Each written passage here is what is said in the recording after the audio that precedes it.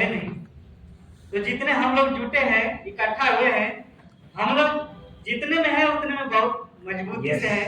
और 2026 में हमको लगता है ऐसे ही मजबूत होना पड़ेगा, क्योंकि हम जब भी प्रचार करते हैं, जब भी हम आप लोग के बीच में आते हैं, तो कुछ न कुछ बातें रखता हूँ ताकि हम लोग आगे चलकर अच्छी तरह से मजबूत हो सके और सही शिक्षा दे सके लोगों के बीच में आकर। हालेलुया। तो इन सारी चीजों को रखते हुए हमें बहुत खुशी है कि 2026 में अद्भुत काम होने जा रहा है और हम लोग अद्भुत काम कर रहे हैं। हालेलुया। सबको पता है कल पास्टर जी डैनियल राज ने आप लोग के बीच में लाइव आए थे। तीर के बारे में बहुत सारी शिक्षा, बहुत सारी बातें हुई है। तो हम लोग नहीं जानते थे कि तीर कौन सा तीर हम लोग पे अटैक हो रहा है, साउंड डॉक्ट्रिन पे अटैक हो रहा है। जो बाइबल को नहीं जानते उनके ऊपर भी अटैक हो रहा है, क्योंकि उसी तीर में फंस जाते हैं जो जलते हुए तीर को नहीं जाना चाहिए। बल्कि उस तीर को हमें बुझाने के लिए, उस जलते हुए तीर को हमें बुझाने के लिए हमें क्या करना पड़ेगा? परिश्रम करना पड़ेगा और उसके लिए हमें क्या करना पड़ेगा? बहुत कठोर कदम उठाना पड़ेगा 2026 में। तो मुझे आशा है कि सारी बातों को समझ गए, क्योंकि इसी वचन के साथ मैं एक वचन पढ़ेंगे। हाँ, एक बात और बोलना चाहूंगा। एक सिस्टर कौन थी पास्टर जो छूट गई थी, चर्च छोड़ चली गई? पिंकी सिस्टर। हाँ, बेबी और पिंकी, दो लोग। बेबी और पिंकी।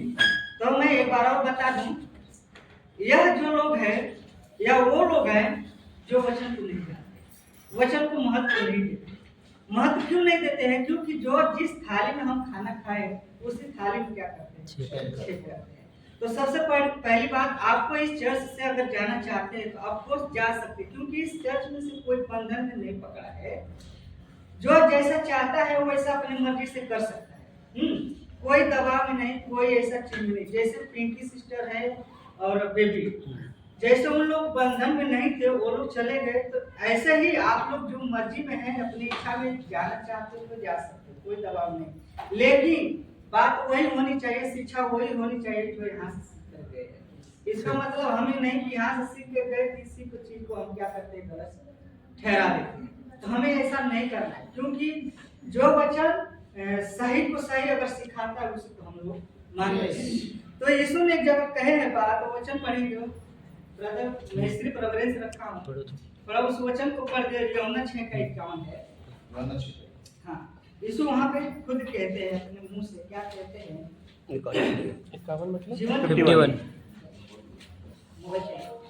51। जीवन की रोटी जो स्वर्ग से उतरी हाँ, मैं हूँ। हाँ, यदि कोई इस रोटी में से खाए हाँ, तो सर्वदा जीवित रहेगा। सर्वदा जीवित रहेगा। देखो, अगर ये हमारे पास जो बाइबल आई है, ये कोई आम बाइबल नहीं है, मनुष्य के हाथ से लिखी हुई।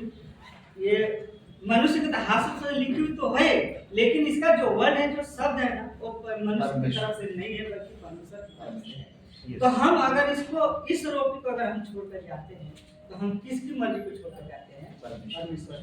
अगर हम मनुष्य को ही खुश करेंगे, मनुष्य को ही अगर हम ऐसा एक महिमा देंगे, तो परमेश्वर किसको अपने नजरों में दोषी ठहराएगा? जो नहीं परमेश्वर को ठुकरा दे रहे हैं उसको नहीं, बल्कि जो परमेश्वर को ठुकरा रहे हैं। तो जगत की ज्योति कौन है? फिर से एक बार पढ़े ब्रदर। जीवन की रोटी जो स्वर्ग से उतरी मैं हूँ।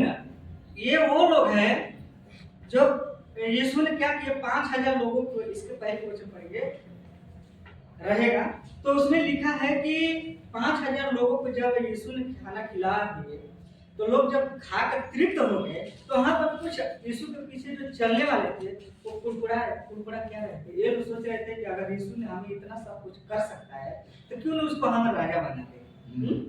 राजा बनाए। अगर हम राजा बनाएंगे तो हम लोग को फ्री में खाना मिलेगा, फ्री में चंगाई सवाई, ये सारी चीज हमारे साथ होती रहेगी अगर इसके साथ चलेंगे। लेकिन कौन सा वचन, कौन सा बात बोलकर चलेंगे? लेकिन ये यीशु के पीछे चलने वाले नहीं समझ, सिर्फ अपने भोग विलास के पीछे चल रहे थे, आत्मिक के जीवन में नहीं चले थे। ये सारी बातों को यीशु ने समझ गए, उन लोगों के मन को जान कर क्या कि वहां से निकले। जैसे ही वहां से निकले, कहीं जाकर वो रुक गए, तो वहां पर क्या हुआ? यीशु को ढूंढते ढूंढते उनके पास पहुंचे। जो यीशु के पीछे जो चलते थे वो यीशु के पास अगर पहुंचे, तो यीशु ने वहां पे बहुत सारी बातें बोलते हैं। उसके बाद यीशु यही शब्द बोलते हैं, एक बार और पढ़ते हैं, यदि कोई इस रोटी में से खाए यदि कोई इस रोटी में से खाए तो सर्वदा जीवित रहेगा, सर्वदा जीवित रहेगा।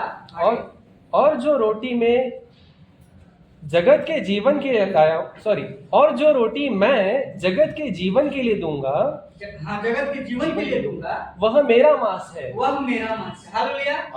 तो जो वहाँ के जो लोग थे, तो जो यीशु ये सारी चीजें कह रहे थे, तो एक वर्ड को पकड़ लिए, तो ये तो बोल रहे हैं कि मांस है, ये तो अपना मांस देने के खाने के लिए बोल रहा है। ये कैसी बात बोल रहा है, ये कैसा मनुष्य है कि अपना शरीर खाने के लिए हमें दे रहा है। लेकिन वह मनुष्य, वो लोग नहीं समझ पा रहे हैं कि कौन से मांस खाने की बात कर रहे हैं। सबसे पहली बात तो यीशु पृथ्वी का खाने, वो स्वर्ग से उतरा हुआ वो इंसान था, वो मनुष्य था। वह किसी संबंध को बनाए हुआ वो मनुष्य नहीं था, बल्कि स्वर्ग से उतरा हुआ वह मनुष्य था। लेकिन उसकी मनुष्य की बातें पृथ्वी की नहीं करता था, जो भी बातें करता था वह स्वर्ग की बातें करता था, अपने परमेश्वर की बातें वो करता था। इसीलिए यहाँ की पृथ्वी के लोग नहीं समझ पा रहे थे। जब नहीं समझ पा रहे थे तो लोग सच्चाई को जब नहीं जानते तो क्या करते थे कि अपने सिस्टर से निकल जाते हैं। क्योंकि मुझे रास्ते में जब आ रहा था तो मेरे ध्यान में आया, लेकिन नाम याद नहीं आ रहा था कि उन दोनों का नाम क्या है।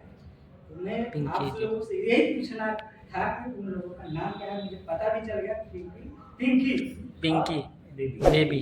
तो सही शिक्षक इसको छोड़कर गए आगे, और उसके पढ़ेंगे ब्रदर इसी क्या 52। हाँ, इस पर यहूदी यह कहकर आपस में झगड़ने लगे। इस पर यहूदी लोग क्या किए, आपस में झगड़ने लगे, आपस में कुड़कुड़ाने लगे, बहस करने लगे। यह मनुष्य कैसे हमें अपना मांस खाने को दे सकता है? यह मनुष्य कैसा अपना मांस खाने के लिए कह सकता है? कैसा यह मनुष्य है? इसकी बातों पे क्या हम लोगों को ठोकर लगती है या कठोर बात नहीं कह रहा है? कैसे हम लोग एक्सेप्ट करेंगे? जो रोटी हमें खाने के लिए अभी पिछले 5000 लोगों को खिलाया, उसकी बातें नहीं कर रहा है, बल्कि यहाँ पर बातें तो कुछ और कह रहा है, अपना मांस दे रहा है, लहू दे रहा है। ऐसी तो हम लोग की बस की बात नहीं है। लेकिन बात वहाँ कुछ और था। प्रभु का यीशु जो बातें कर रहा था, यहाँ की स्वर भी कर रहा था। क्या कर रहा था आपको? 53 वचन। यीशु ने उनसे कहा, मैं तुमसे सच सच कहता हूँ। एक मिनट, सच सच कब बात होती है? यीशु जब वहीं पे शब्द बोलते हैं तो सच सच, इसका मतलब वहाँ पे सील है, पक है, इसके आगे कुछ हो नहीं सकता। जो मैं शब्द बोला हूँ उसके आगे कोई बढ़ा नहीं सकता, कोई घटा नहीं सकता। वचन ये भी कहता है, प्रकाशित करके न कर्म करते न घटाकर न घटाकर न बढ़ाकर। तो हमें वहीं पर यीशु कहते हैं कि मैं सच सच कहता हूँ कि जब तक तुम मनुष्य के पुत्र का मांस न खाओ, जब तक तुम मनुष्य का मांस मत खाओ और उसका लहू न पियो, तुम में जीवन नहीं। हालेलुया। यहाँ पे अगर हम बात नहीं समझते हैं, अगर नहीं समझेंगे, एक मिनट एक शब्द और बोल देता हूँ। अगर हम यहाँ पर इकट्ठे हुए हैं तो एक मकसद के लिए हम यहाँ पर इकट्ठे हुए, और हम उसी मकसद के लिए हम यहाँ पर इकट्ठा हुए हैं, ताकि जो समझ में नहीं आता था हम एक दूसरे से पूछते, ब्रदर ये क्या है, ये क्या है, क्यों पूछते हैं? ताकि हमको पता होना चाहिए कि यीशु ने वहाँ पर मांस और लहू खाने के लिए। हालेलुया। तो जो वचन यह है, यह जो बाइबल है ना, यही हमारा मांस है और यही हमारा लहू है। अगर इस मांस को और लहू को नहीं समझेंगे तो एक वचन और वहाँ पे है, वहाँ पर यीशु कहते हैं, शास्त्री फरीसी जो मंदिर बना रहे थे, वहाँ पर यीशु कह रहे थे, और कितने साल से वो बना रहे थे, सॉरी दिमाग में नहीं आ रहा है, मैं बता देता हूँ। बहुत साल से उस मंदिर को बना रहे थे शास्त्री फरीसी, लेकिन यीशु वहीं पे खड़ा कह रहा है कि तुम 46 साल से वो क्या कर रहे थे? मंदिर को तैयार वो बना रहे थे 46 साल से। अब ये बताइए, वहीं पे यीशु खड़ा होकर बोल रहे कि तुम इस मंदिर को ढा दो, मैं इसे 3 दिन में खड़ा। वहीं पे शास्त्री फरीसी कंफ्यूज हो गए। मैं 46 साल से मैं यह से इतना मैं काम कर रहा हूँ, इतना मैं मेहनत कर रहा हूँ, और ये आदमी 3 दिन में कैसे खड़ा कर सकता है? समझने की बात है। लेकिन और शास्त्री फरीसी जो थे, वहाँ के जो यहूदी लोग थे, इस बात को नहीं समझ पा रहे थे। वे सोच रहे थे कि इसी मंदिर की बात कर रहा है, लेकिन यीशु जो बात कर रहा था अपने शरीर की बात कर रहा है। तो तो जब उस शरीर की बात को अगर वो शास्त्रीय फलित से नहीं समझ पा रहे तो वो अपने आपस में क्या कर सकते हैं? आपस में बोलेंगे ऐसा कैसे बोल सकता है? हम इतना साल से मेहनत कर रहा हूँ, इतने साल से अपनी फैमिली को रोजगार कर रहा हूँ इसमें, और तुम कैसे कह सकते हो तीसरे दिन? अगर तीसरे दिन में खड़ा करने की बात अगर हो ही होती, अगर मुझे पहले पता हुआ होता तो मैं आपको ही ले आकर खड़ा कर देता, ले तीसरे दिन में खड़ा कर। यीशु को बोलते, तो यीशु को वो लोग बोलते, लेकिन उनको पता नहीं था कि एक यीशु कौन है। यह यीशु वो है जो पूरा सृष्टि को रचने वाला है। तो अगर इस बात को अगर हम नहीं समझेंगे, यीशु का जो आदि और अंत पर जिसने इस सारी सृष्टि को बनाया है, अगर हम इसको नहीं समझेंगे तो आप किसकी सुनेंगे? फिर अगर दो सिस्टर निकल गए, पिंकी और जो बेबी जो निकल कर गए एमएमबी में से, वह किसकी साउंड सुनकर वहां बाहर निकले, जो कि परमेश्वर के वचन और सही से सही वचन सीख कर वहां से गए हैं। अगर एमएमबी की टीचिंग को फॉलो करेंगे तो अच्छी बातें फॉलो करना चाहिए, जहाँ से सही शिक्षा मिलता है वहाँ से हमें फॉलो करना चाहिए। अगर वहाँ से टीचिंग अगर उनकी बदल गई, आप सोच कर देखिए कितनी गलत रास्ते पे आत्माएं भटकी। तो हमें यहाँ पे एजुकेट होना बहुत जरूरी है। बहुत अगर हम फोटो या वीडियो अगर ग्रुप में डालते हैं, अगर आप इसमें नहीं जुड़ते हो, हमारे ग्रुप में जो पास्टर जी ने जो बनाए थे व्हाट्सएप का जो ग्रुप, अगर उस ग्रुप में आप लोग नहीं जुड़ते हो, अगर कोई पोस्ट अगर कोई वीडियो डालता है, कोई चीज लिख कर अगर डालता है तो आप लोग समझ नहीं पाते, क्योंकि क्यों जुड़ते नहीं हो। जब आप लोग जुड़ते नहीं हो तो बात को समझ नहीं पाते। जब जुड़ोगे तो बात को समझोगे ना।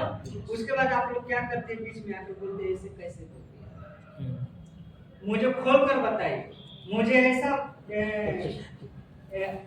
डिक्लेयर करिए आप क्या बोल रहे हैं। अरे भाई जब जुड़ोगे तो पता चलेगा ना मैंने बोला क्या है, किसको बोला है, क्यों बोला है। मैं अपने खुद के लिए नहीं, हम एक साथ नहीं रहेंगे तो फिर किसके सवाल पूछेंगे ना। तो हमें आप लोग जो बैठे हैं बहुत अच्छी बात है, बहुत आप लोग एजुकेट हो रहे हैं। मैं भी आप लोग के द्वारा आपके बीच में खड़ा हूँ। क्यों खड़ा हूँ? क्योंकि मैं भी पहले शिक्षा देता था, लेकिन गलत शिक्षा था। कुछ जैसे ही मुझे सच्चाई पता चला, मुझे लगा कि ये गलत है, तो मैंने छोड़ दिया। मैं गांव में बहुत प्रचार करता, ये डिवाइस नहीं था, और डिवाइस भी था ना तो ये कैमरा वाला नहीं पैड था, लेकिन बहुत सारा मेरे पास प्रूफ होता उस टाइम। आप लोग बोलते हैं कितने साल से कितना मेहनत कर रहे थे।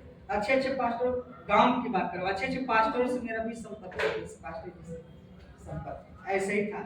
वैसे ही मेरे को बुलाते थे रोटी पर जाने का प्रचार करने का, मैं करता था। तेल पानी का फूक अन्य भाषा में तो नहीं बोला हूँ, लेकिन तेल में पानी को फूक बहुत अच्छी तरह से।